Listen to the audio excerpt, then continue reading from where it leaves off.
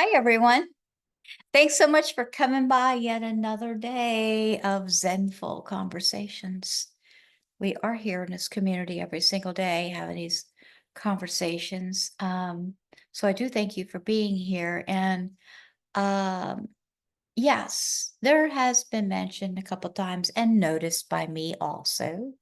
Yeah, the intimacy of our group is not what it was when I was just going live in the private Facebook group because now we're on YouTube and podcast. And so it's different. Um, and there's such a beautiful energy going on with this transition. Um, I'm not sure where it's going to land. I just have no idea right now where it's going to land. So I'm enjoying just being in this space of transition and um, seeing where this falls. So much beautiful energy going on. And I'm surprised I'm even saying that with the status of the world, etc. But yes, I'm recognizing it. I feel lifted with it.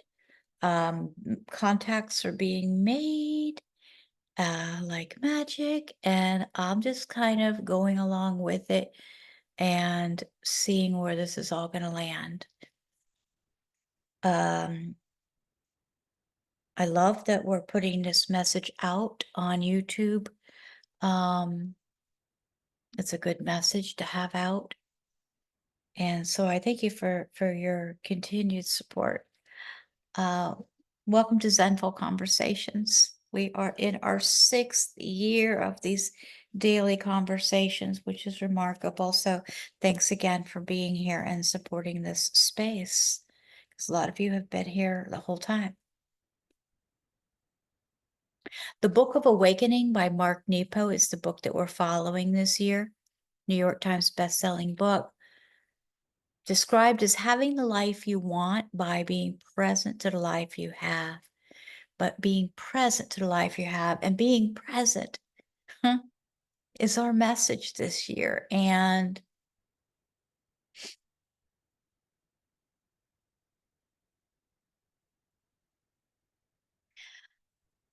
I'm just so thrilled that I've let myself relax and understand what this means. And I'd like to see what I could. The depth is what I'm interested in now. The depth of this being present. And so to me, I want to be present to hear the message. And that is why we're using music this year. So let me put music on and let us just take a couple breaths and come inward a little bit. Just a sacred pause. So just come on in. Come on in. If you're able to close your eyes safely, I think it's a great idea. I love closing my eyes because I stop the stimulation and then I can begin to soften. Softening the forehead, the eyes, all the little tiny muscles around the eyes, the cheekbones and the cheeks, releasing any remaining facial expressions and just letting the jaw release. The neck, maybe stretch out the neck on each side. Drop the shoulders away from the ears. Maybe have the shoulders go back and down a little bit, right? And then right there is where I feel big, huge breath. There's an opening. That breath goes, whoa. Let yourself come on in and let yourself settle. And just like that, you can feel the difference. feeling the difference physically is going to contribute to us dealing with things a lot better, no matter what the circumstance is. The Book of Awakening by Mark Nepo.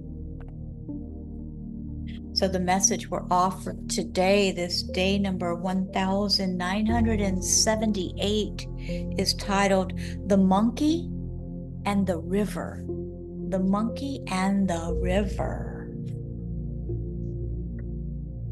The Monkey and the River.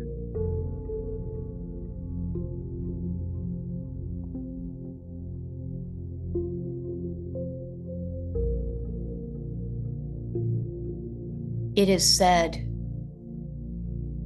a great Zen teacher asked an initiate to sit by a stream until he heard all the water had to teach.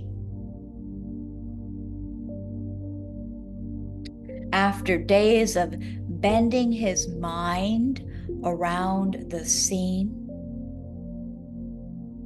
a small monkey happened by, and in one seeming bound of joy, splashed about in the stream.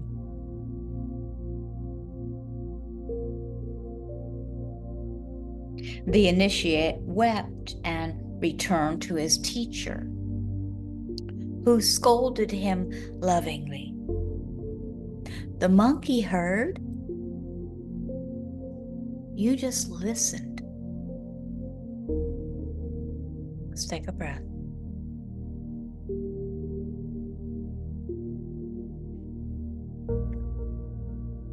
With the best of intentions, we often build false careers of studying the river without ever getting wet. In this way, we can ponder great philosophy without ever telling the truth, or analyze our pain without ever feeling it, or study holy places without ever making where we live sacred.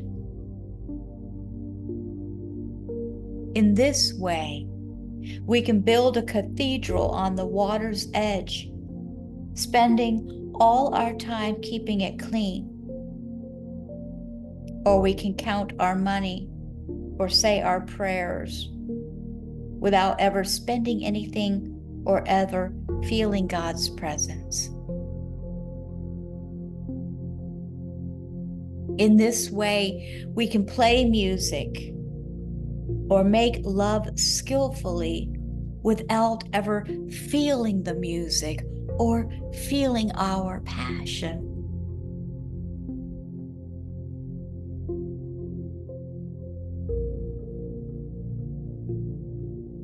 The apprentice was brought to tears because the monkey, slapping and yapping its way in the river, had landed in a moment of joy. And the apprentice knew that all his reverence and devotion and meditation hadn't brought him the joy of a monkey. The river, of course, is the ongoing moment of our living. It is the current that calls us to inhabit our lives. And no matter how close we come, no matter how much we get from staying close with a sensitive heart, nothing will open us to joy but entering the stream. I once was on a screened-in porch on a lake I used to visit every summer for 20 years. My friend and I were watching it rain, and as we had done this countless times over the years, suddenly like that simple and beautiful monkey, my friend bounded up, slapped the screen door open, tracked his clothes, and jumped into the rain-filled lake. I watched like the apprentice, feeling the pain of always being dry. And then I shed my clothes and jumped in too. There we were, in the center of the lake, water from above in our mouths, in our eyes, pelting us, water entering water, lives entering their living, each pelt of rain on us and in the lake, uttering joy, joy, joy.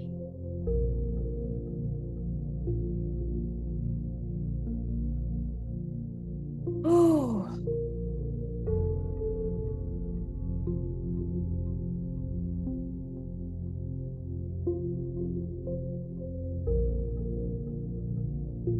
What does that mean to you today? How does this talk about being present for our own lives? You know, what I found interesting here is how when the one friend decided to jump into the lake, how it gave permission for the other friend to do it too. And that's really one of the reasons I love vulnerability. When we do things, we give other people permission to do them too.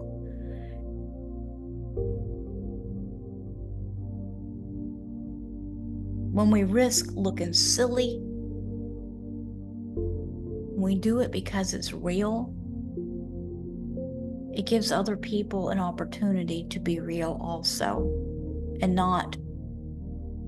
to express.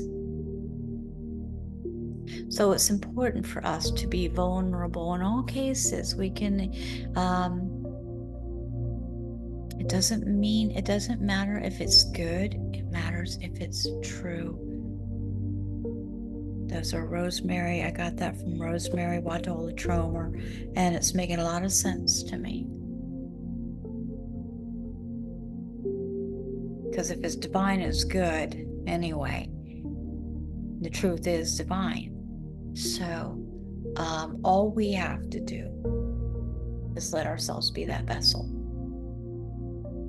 And if the first guy did not do that, the second guy wouldn't do that. But you see what came from that? Joy. The meditative exercise that we're offered for today says, as you move through your day,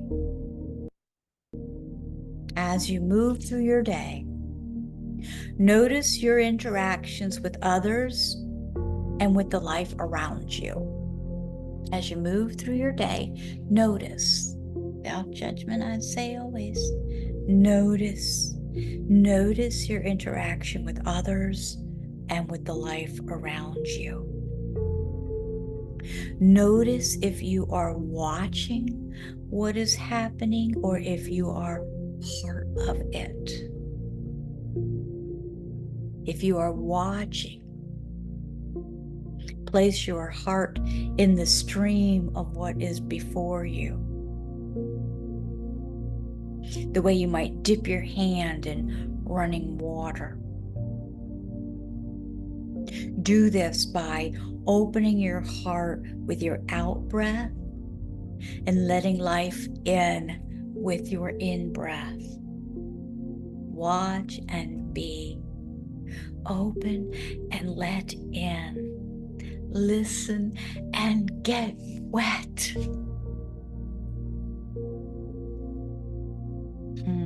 So beautiful. So beautiful. So beautiful. In deep gratitude. See you tomorrow. Namaste. Namaste.